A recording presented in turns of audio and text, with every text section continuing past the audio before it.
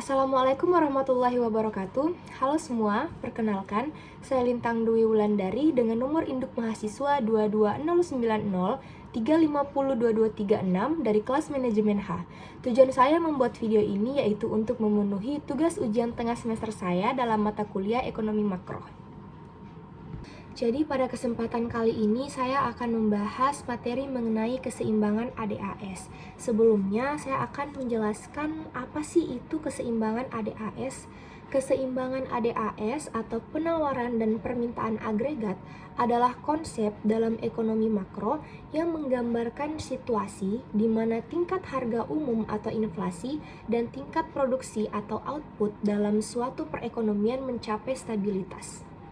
Dalam keseimbangan ini, tingkat produksi yang dipasok atau penawaran agregat AS sama dengan tingkat produksi yang diminta atau permintaan agregat AD. Keseimbangan ADAS merupakan dasar analisis ekonomi makro dan penting dalam merancang kebijakan ekonomi, terutama dalam mengelola inflasi, pengangguran, dan pertumbuhan ekonomi. Perubahan dalam faktor-faktor seperti konsumsi, investasi, kebijakan pemerintah, dan teknologi dapat menggeser keseimbangan ADAS, sehingga mempengaruhi kinerja ekonomi secara keseluruhan. Selanjutnya saya akan membahas mengenai konsep dasar ADAS. Yang pertama ada kurva penawaran agregat AS. Definisi kurva AS menggambarkan hubungan antara tingkat harga umum atau harga tingkat umum dalam perekonomian dan tingkat produksi agregat yang dipasok dalam perekonomian. Kemudian, sifat kurva AS. Kurva AS biasanya memiliki hambatan positif yang berarti semakin tinggi tingkat harga umum maka semakin banyak barang dan jasa yang akan diproduksi oleh perusahaan. Ini disebabkan oleh konsep bahwa perusahaan cenderung lebih banyak memproduksi ketika harga tinggi karena ini dapat meningkatkan keuntungan untuk mereka. Kemudian grafik kurva AS.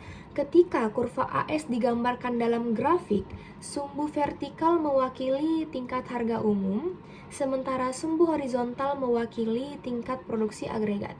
Kurva AS umumnya miring naik dari kiri ke kanan, menggambarkan hubungan positif antara harga umum dan produksi agregat. Selanjutnya yang kedua, kurva permintaan agregat AD.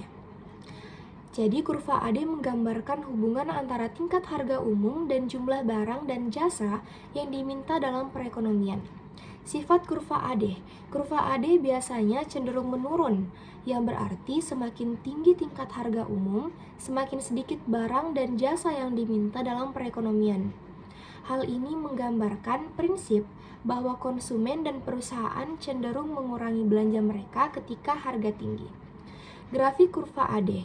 Kurva AD dalam grafik memiliki sumbu vertikal yang mewakili tingkat harga umum dan sumbu horizontal yang mewakili jumlah barang dan jasa yang diminta. Kurva AD umumnya miring dari kiri ke kanan, menunjukkan hubungan negatif antara harga umum dan jumlah barang dan jasa yang diminta. Selanjutnya, pembahasan selanjutnya yaitu mengenai keseimbangan ADAS. Keseimbangan ADAS adalah kondisi di mana tingkat produksi agregat yang dipasok sama dengan tingkat produksi yang diminta. Dalam keseimbangan ini, tidak ada tekanan yang signifikan pada tingkat harga umum dan perekonomian beroperasi pada tingkat produksi yang efisien. Nah, grafik keseimbangan. Pada grafik keseimbangan ADAS dapat ditemukan di titik di mana kurva AD dan kurva AS bertemu dalam grafik. Di titik ini, jumlah barang dan jasa yang diproduksi sesuai dengan jumlah yang diminta menciptakan kondisi stabil dalam perekonomian. Kemudian, ketidakseimbangan ADAS.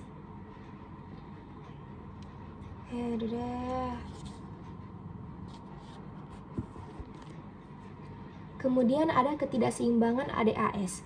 Ketidakseimbangan ADAS terjadi ketika tingkat produksi yang dipasok tidak sama dengan tingkat produksi yang diminta. Hal ini dapat menghasilkan konsekuensi ekonomi yang signifikan dan mempengaruhi tingkat harga umum atau inflasi, tingkat pengangguran, dan tingkat produksi. Yang pertama ada permintaan yang melebihi penawaran.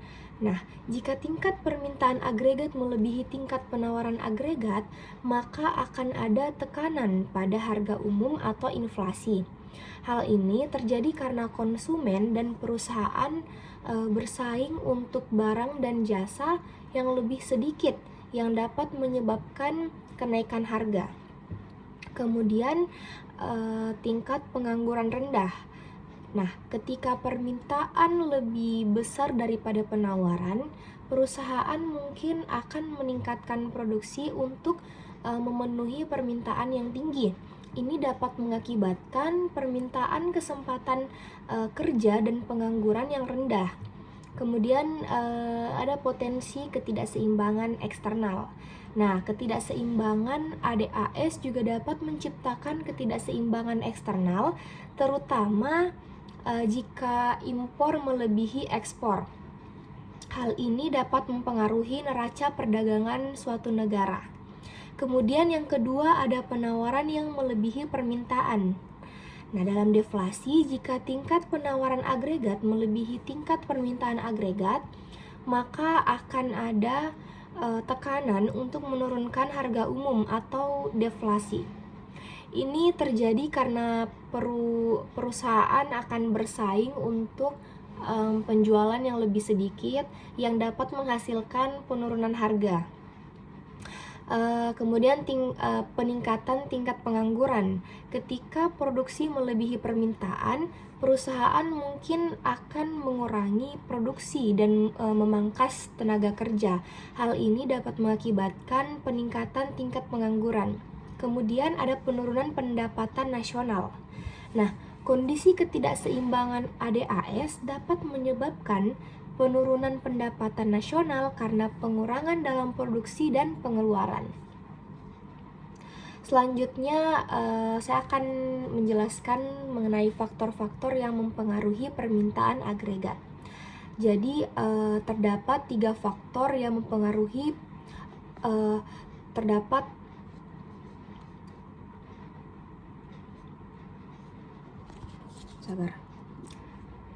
Nah, selanjutnya saya akan menjelaskan faktor-faktor yang mempengaruhi permintaan agregat. Jadi, terdapat 6 faktor yang mempengaruhi permintaan agregat. Yang pertama, konsumsi. Perubahan dalam tingkat konsumsi rumah tangga yang dipengaruhi oleh faktor seperti pendapatan, selera, dan keyakinan dapat menggeser kurva AD. Kemudian yang kedua ada investasi. Perubahan dalam tingkat investasi oleh perusahaan dapat menggeser kurva AD. Investasi lebih besar akan meningkatkan AD, sementara penurunan investasi akan menguranginya. Kemudian faktor yang ketiga ada pemerintah dan ekspor-impor. Nah, kebijakan fiskal pemerintah atau pengeluaran dan pendapatan pemerintah, serta perubahan dalam ekspor dan impor dapat mempengaruhi AD. Permintaan yang mengeluarkan lebih banyak uang atau meningkatkan pengeluaran publik, misalnya, akan meningkatkan AD. Kemudian faktor yang keempat ada teknologi dan produktivitas. Nah, kemajuan teknologi dan peningkatan produktivitas dapat menggeser kurva AS ke kanan, meningkatkan jumlah barang dan jasa yang dapat diproduksi pada setiap tingkat harga. Kemudian yang kelima ada biaya produksi. Perubahan dalam biaya produksi seperti upah tenaga kerja, harga bahan baku, atau biaya energi dapat menggeser kurva AS. Misalnya, peningkatan upah tenaga kerja yang signifikan dapat menggeser kurva AS ke kiri, mengurangi produksi yang dipasok pada tingkat harga yang sama. Kemudian faktor yang keenam ada kapasitas produksi. Investasi dalam kapasitas produksi baru atau perluasan pabrik dapat meningkatkan jumlah barang dan jasa yang dapat diproduksi dalam jangka panjang. Selanjutnya saya akan menjelaskan mengenai peran kebijakan ekonomi dalam konteks keseimbangan ADAS. Nah, terdapat 5 peran kebijakan ekonomi dalam konteks keseimbangan ADAS. Yang pertama ada mengelola inflasi. Nah, dalam mengelola inflasi terdapat kebijakan moneter. Bank sentral memiliki peran utama dalam mengendalikan inflasi melalui kebijakan moneter. Mereka dapat menaikkan suku bunga untuk mengurangi belanja dan memperlambat pertumbuhan ekonomi jika ada tanda-tanda inflasi yang meningkat. Sebaliknya, mereka dapat menurunkan suku bunga untuk merangsang belanjaan pertumbuhan ekonomi dalam inflasi rendah atau deflasi menjadi resiko. Kemudian ada yang disebut kebijakan fiskal. Nah, pemerintah dapat menggunakan kebijakan fiskal untuk mengendalikan inflasi. Ini dapat mencakup pemangkasan pengeluaran pemerintah atau peningkatan pajak untuk mengurangi belanja masyarakat dan perusahaan. Kemudian peran yang kedua, mengatasi ketidakseimbangan ADAS. Nah, dalam mengatasi ketidakseimbangan ADAS terdapat kebijakan stabilitas. Pemerintah dapat menggunakan kebijakan ekonomi untuk mengatasi ketidakseimbangan antara AD dan AS. Misalnya, jika terjadi deflasi dan penawaran agregat melebihi permintaan agregat, pemerintah dapat meningkatkan pengeluaran pemerintah untuk meningkatkan permintaan agregat. Kemudian ada yang namanya kebijakan fiskal. Nah, pemerintah dapat mengambil langkah-langkah fiskal untuk merangsang atau mengendalikan permintaan agregat. Peningkatan pengeluaran permintaan atau intensif pajak dapat meningkatkan AD, sementara pemangkasan pengeluaran atau peningkatan pajak dapat mengurangi AD. Selanjutnya yang ketiga, mendorong pertumbuhan ekonomi. Nah, dalam mendorong pertumbuhan ekonomi terdapat kebijakan investasi. Pemerintah dapat mendorong pertumbuhan ekonomi dengan mengambil langkah-langkah untuk meningkatkan investasi dalam infrastruktur, pendidikan, dan inovasi. Investasi ini dapat mempengaruhi positif kurva AS, peningkatan kapasitas produksi, dan menciptakan lapangan pekerjaan. Kemudian peran yang keempat ada menyediakan kapasitas bisnis. Nah, kebijakan fiskal dan regulasi pemerintah juga dapat menciptakan lingkungan bisnis yang stabil dengan kebijakan fiskal yang dapat diprediksi dan regulasi yang konsisten. Kemudian yang kelima ada mengelola ketidakpastian ekonomi. Nah, dalam mengelola ketidakpastian ekonomi terdapat kebijakan anti krisis. Dalam situasi ketidakpastian ekonomi atau resesi, pemerintah dapat mengambil langkah-langkah untuk merangsang ekonomi seperti pelanggaran kuantitatif atau bantuan kepada sektor-sektor yang terkena dampak paling parah. Tujuannya untuk mengurangi dampak negatif pada pertumbuhan ekonomi dan tingkat pengangguran. Nah, itu tadi pembahasan mengenai materi keseimbangan ADAS. Cukup sekian penjelasan dari saya, kurang dan lebihnya mohon dimaafkan. Wabillahi taufiq wal hidayah. Wassalamualaikum warahmatullahi wabarakatuh.